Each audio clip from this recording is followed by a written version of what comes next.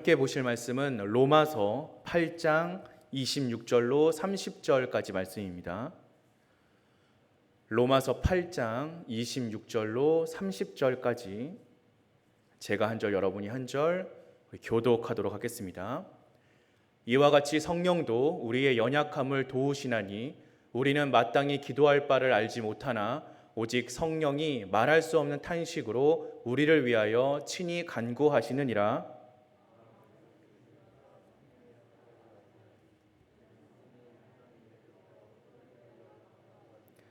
우리가 알거니와 하나님을 사랑하는 자 곧 그의 뜻대로 부르심을 입은 자들에게는 모든 것이 합력하여 선을 이루느니라.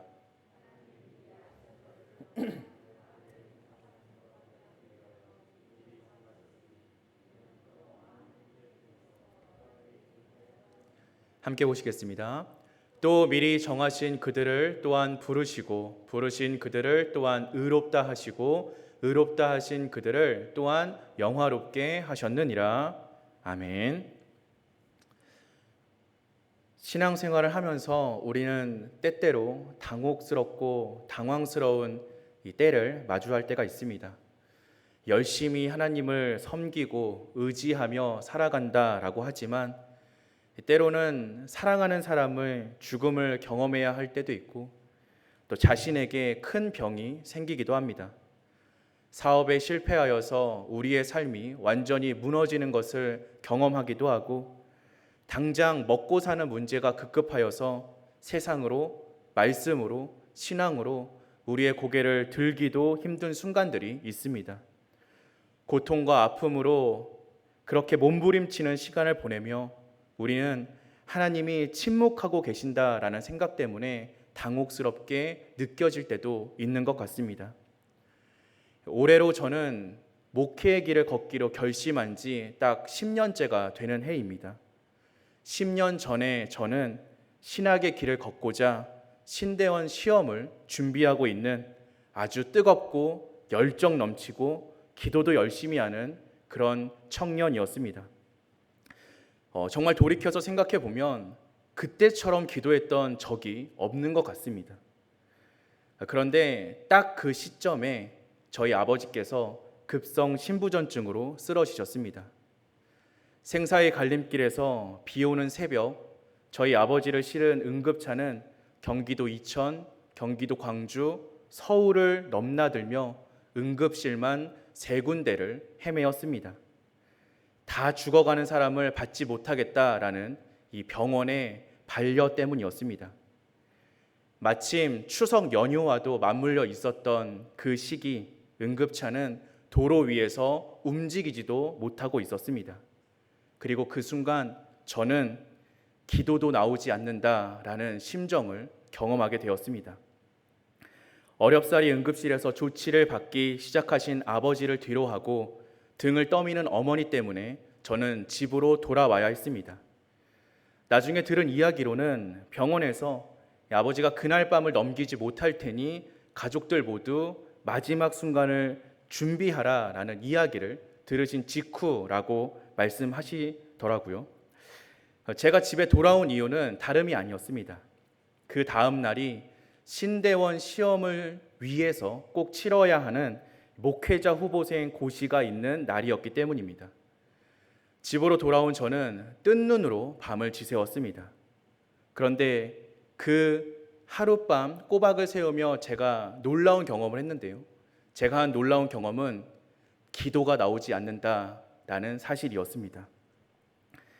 누구보다 열심히 기도했다라고 자부했고 열정적으로 신앙의 길을 달려가고 있었다라고 느꼈던 그 시절, 저는 정말 생각할 수 없는 큰 아픔과 고난 앞에서는 기도조차 나오지 않는구나라는 것을 경험했던 것입니다. 사랑하는 성도 여러분들은 어떠하십니까? 때때로 우리가 세상을 살아가다 보면 이런 감정을 느낄 때가 있지 않습니까? 아무리 불러도 하나님은 응답하지 아니하시는 것 같고 그저 가혹한 십자가 앞에 나 혼자 덩그러니 놓여져 있는 것처럼 느껴지는 순간들, 어떻게 기도해야 할지 알지 못하겠고 아니 기도조차 할 수 없을 만큼 고통스러운 그 순간에 우리는 어떻게 해야 합니까? 오늘 바울은 이러한 상황을 지나고 있는 성도들을 향하여서 말하고 있습니다. 그런데 그 위로는 사도적인 웅변이나 성령 충만한 외침이라기보다는 나도 그 마음 알아 라고 하며 토닥여주는 듯한 이야기로 다가오고 있습니다. 먼저 바울은 우리에게 이렇게 이야기합니다. 오늘 우리가 함께 읽은 말씀 8장 26절입니다. 이와 같이 성령도 우리의 연약함을 도우시나니 우리는 마땅히 기도할 바를 알지 못하나 오직 성령이 말할 수 없는 탄식으로 우리를 위해 친히 간구하시느니라. 성령님께서 말할 수 없는 탄식으로 간구하신다고 합니다. 많이 들어서 잘 알고 있는 문장인데요. 도대체 이게 무슨 말입니까? 말할 수 없는 탄식이라는 것이 도대체 무슨 이야기입니까? 원어 성경, 영어로 번역된 성경들의 해석을 통해 조금 더 알기 쉽게 이 말을 바꾸어 놓으면요, 말할 수 없는 탄식이라는 말은 말이라고는 표현이 안 되는, 말이라고 할 수 없는 그런 신음소리, 비명소리를 의미합니다. 다시 말해서 성령님께서 우리의 상황과 고난과 슬픔을 위해서 기도하시고 간구하시는데 그 기도가 말로 하는 기도가 아니라 그저 끙끙거리는 신음소리라는 것입니다. 말도 안 되는 비명소리로 우리를 위해 기도하신다는 말씀입니다. 사랑하는 성도 여러분, 성령님이 어떤 분이십니까? 우리들로 하여금 방언을 하게 하시고 세상의 모든 언어를 사용하시는 화려한 언변, 하늘의 표현이 가능하신 분 아니겠습니까? 그런데 그런 성령님께서 우리의 고난과 슬픔에 함께 하시며 슬퍼하고 고통스러운 그 마음 때문에 말도 못하고 끙끙거리고 신음하고 계신다라는 이야기입니다. 우리가 정말로 힘든 순간을 마주할 때 위로가 되는 것이 무슨 말입니까? 10년 전 제가 그 아버지가 아프던 시절 저의 곁에는 함께 신대원을 준비하던 많은 친구들이 있었습니다. 지금은 다들 목사님 또 전도사님이 되어서 주님의 길을 걸어가고 있는 그 친구들에게 아버지의 소식을 전했습니다. 많은 위로, 많은 격려를 받았고 많은 기도도 함께 나누었습니다. 그런데 지금까지도 가장 기억에 남고 저에게 위로가 되었던 순간은 그 어떤 기도, 그 어떤 위로와 격려의 문장이 아니라 그저 저의 손을 꼭 붙잡고 눈물을 흘려주셨던 전도사님의 모습이었습니다. 함께 울어주던 그 모습, 뭐라고 말을 할 수조차 없어서 그저 아이고 아이고만 하셨던 그 위로가 저는 지금도 잊혀지지가 않습니다. 존 머레이라는 목사님께서는 이렇게 말씀하셨습니다. 하나님의 자녀들, 우리에게는 두 분의 중보자가 있다. 하나님의 아들은 하나님의 하늘의 법정에서 우리의 중보자가 되시고 성령님은 우리의 마음속에서 우리의 중보자가 되신다. 죄와 사망으로부터 우리를 해방시켜 주시는 하늘의 법정의 중보자이신 예수 그리스도가 계시고 현실 속에서 겪고 있는 아픔과 핍박과 고통 속에서 그 절망과 눈물을 함께 나누며 말할 수 없는 탄식으로 우리를 위해 간구하고 계시는 성령님이 우리의 중보자가 되신다라는 겁니다. 성령님은 빌 바를 알지 못하고 기도조차 나오지 않을 만큼 우리가 연약할 때 우리를 위해 말할 수 없는 탄식으로 함께 끌어안고 기도해 주시는 보혜사가 되십니다. 그래서 성령님은 고통을 해결하는 해결사가 아니라 함께 견디고 기다리고 아파하는 위로자가 되어 주십니다. 이런 위로자이신 성령님을 만나는 것이 우리에게 얼마나 큰 축복이 아니겠습니까? 침묵 속에서 울리는 신음소리, 침묵 속에서 외치는 비명소리가 우리에게 진정 위로가 되는 것입니다. 화려하고 놀라운 말씀으로 기도하시는 성령님도 너무나 중요하고 좋지만 오늘 이 시간만큼은 끙끙거리는 신음소리로 우리를 붙잡고 탄식하시는 성령님을 만나는 저와 여러분 되시기를 소망합니다. 삶의 고통을 지나고 있는 성도들에게 바울이 전하고 있는 두 번째 말씀은 바로 자신의 마음이었습니다. 8장 28절의 말씀입니다. 우리가 알거니와 하나님을 사랑하는 자 곧 그의 뜻대로 부르심을 입은 자들에게는 모든 것이 합력하여 선을 이루느니라. 우리가 겪고 있는 이 인생의 모든 절망과 고통과 아픔이 하나님께서 침묵하시는 것처럼 보이는 그 상황 속에서 우리가 견디고 있는 절망이, 고난이, 눈물이 결국 합력하여서 선을 이룬다라는 것입니다. 이 선을 이룬다라는 것은 단순히 좋은 것을 만들어낸다라는 것이 아닙니다. 하나님의 선, 구원을 이룬다라는 말씀입니다. 이 말씀은 인생사 세옹지마입니다 라는 식의 위로가 아닙니다. 우리가 겪고 있는 절망과 고통이 결국 구원을 이루고 하나님의 뜻을 이루어 나간다라는 말씀입니다. 내가 겪은 고통과 아픔과 하나님의 침묵의 이 시간을 견디고 기다리면 결국에는 이 아픔이, 이 눈물이 하나님의 구원을 이루는 통로가 된다는 말씀입니다. 그래서 우리는 이 말씀을 통하여 위로를, 소망을 발견할 수 있습니다. 우리가 겪고 있는 이 절망이 언제 끝날까? 이 고통이 언제쯤 마무리될까? 하나님의 침묵은 언제 끝이 날까?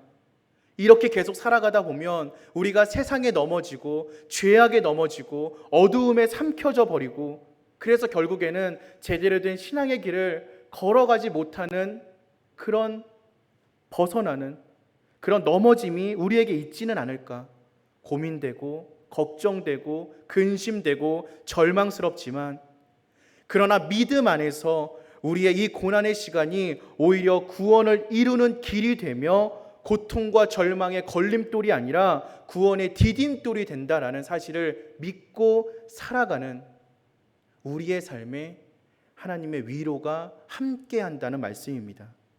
그러니 우리는 우리와 함께 하시며 말할 수 없는 탄식으로 간구하시는 성령님을 의지하고 붙잡음으로 고통과 절망이 결코 우리를 죽음의 길로, 악의 길로 끌고 가는 것이 아니라 승리의 길로, 구원의 길로 인도함을 기억해야 합니다.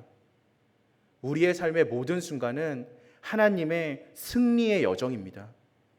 지금 당장 보면 우리를 삼킬 것처럼 보이는 우리의 상황들이 있지만, 이 상황들이, 우리를 둘러싼 이 상황들이 우리를 무너뜨릴 것처럼 보이지만, 이 모든 것이 결국은 우리를 살릴 것입니다. 합력하여 선을 이루고 구원을 이룰 것입니다. 그러니 사랑하는 성도 여러분, 힘들고 어려운 시간을 지나시고 있는 이 순간 소망을 잃지 마시기 바랍니다. 우리의 모든 삶이 우리를 생명으로 이끌어주는 통로가 될 줄로 믿습니다. 우리에게 정말로 중요한 것은 이 고난이 언제 끝날까라는 고민이 아니라 내가 하나님을 얼마나 사랑하고 신뢰하고 있는가라는 질문에 답을 찾아가는 것입니다. 오늘 말씀 28절 다시 보겠습니다. 우리가 알거니와 하나님을 사랑하는 자 곧 그의 뜻대로 부르심을 입은 자들에게는 모든 것이 합력하여 선을 이루느니라. 우리가 해야 할 것은 오직 하나님을 사랑하고 그 부르심을 붙잡고 살아가는 것입니다. 많은 성도님들이 아시다시피 저의 어린 시절은 꽤나 스펙타클했습니다. 순탄하고 아주 좋았던 기억들과는 조금 거리가 있었던 저의 어린 시절을 경험하였습니다. 학창 시절의 절반은 악성 중이염으로 인하여서 학교보다 병원이 더 친근했고요.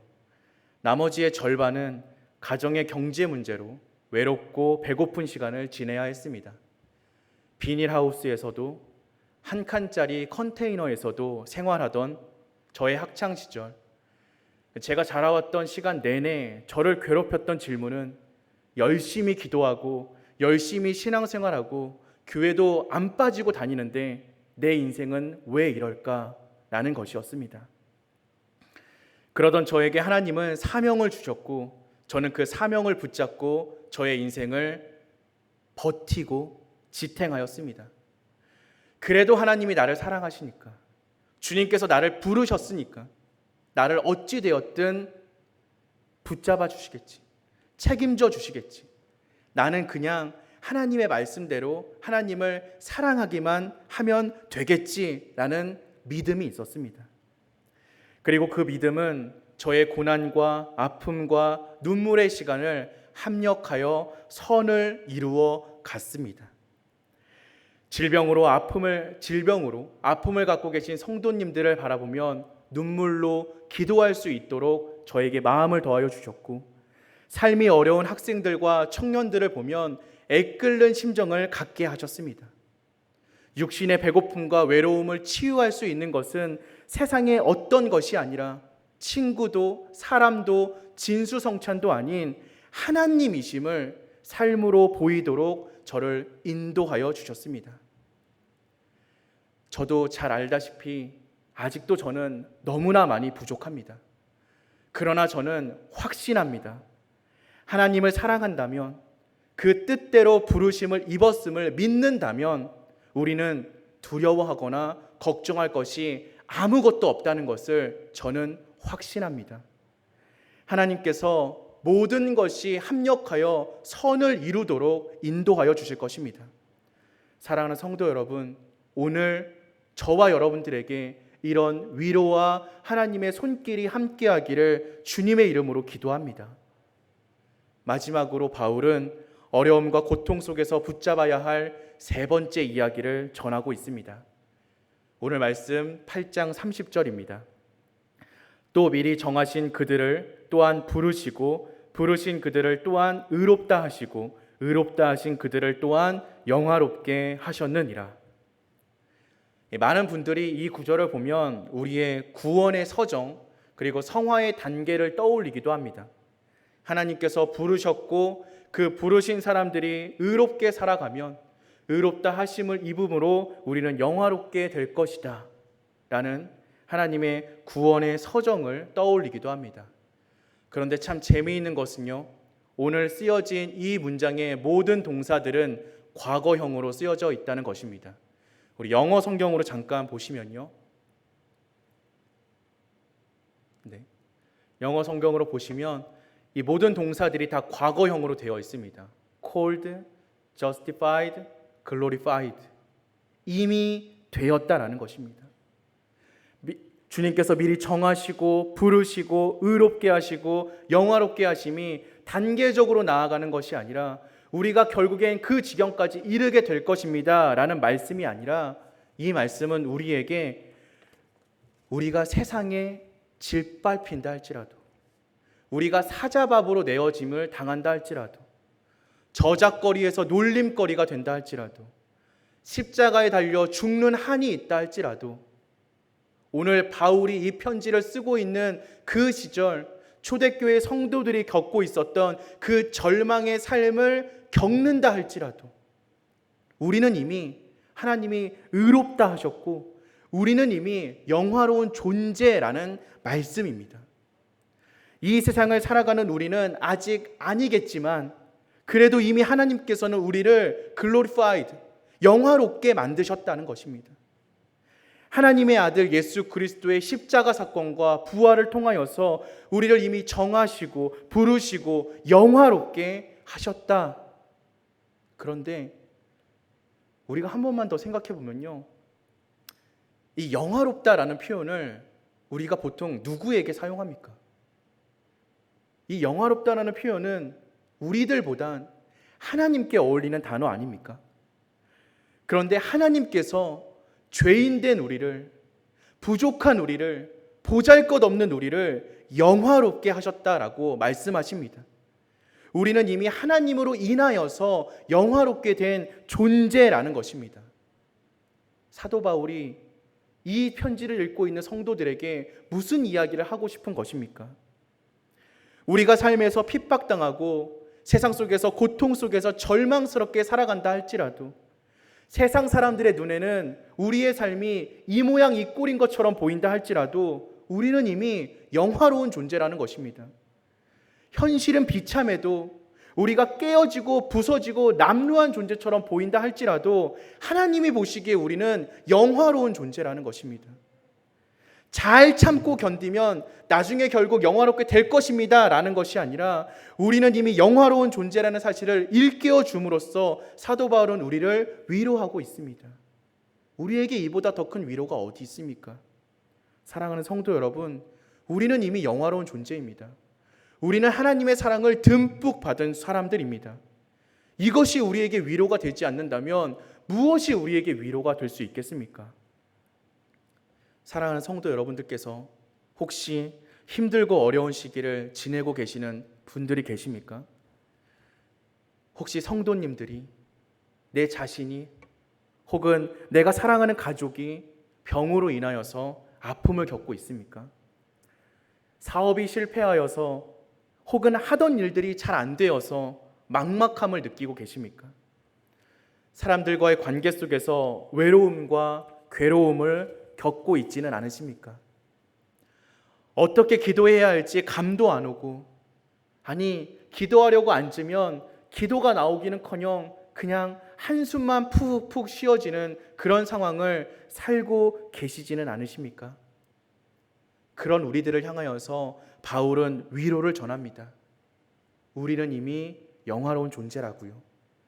우리의 아픔과 눈물을 통하여서 하나님의 선이 이루어 갈 거라고요. 지금 이 순간에도 우리와 함께 아파하고 눈물 흘리고 신음소리로 기도하고 계시는 성령님이 계시다고요. 조용히 어깨를 토닥이며 함께 눈물을 글썽이고 있는 사도 바울의 모습이 그려지십니까?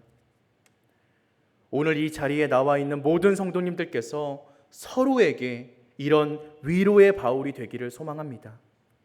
바울과 같이 우리 역시 우리 주변의 사람들의 어깨를 두드려 줄 수 있는 사람이 되기를 소망합니다. 지금도 우리를 위해 끙끙거리는 성령님이 계십니다. 우리의 눈물과 아픔이 의미 없고 그저 절망으로 우리를 이끄는 것이 아니라 이 시간을 통하여서 분명히 하나님의 선이 이루어질 것입니다. 하나님은 우리를 이미 영화롭다 말씀해 주셨습니다. 우리가 받은 이 위로의 말씀으로 이제는 세상을 위로할 수 있는 우리 정륜교회 모든 성도님들이 되시기를 축원드립니다. 그것이 바로 이 시대를 살아가는 참 교회의 모습이고 참 교회의 사명이 아니겠습니까? 오늘 우리가 나눈 이 말씀이 힘들고 어려운 성도님들의 삶에 작은 위로가 되기를 소망합니다. 그리고 우리가 이 작은 위로를 붙잡고 우리가 경험한 이 작은 위로를 세상에 전하고 알려주고 세상의 어깨를 도닥여주며 살아갈 수 있는 저와 여러분들이 되시기를 주님의 이름으로 간절히 축원드립니다. 우리 함께 기도하겠습니다.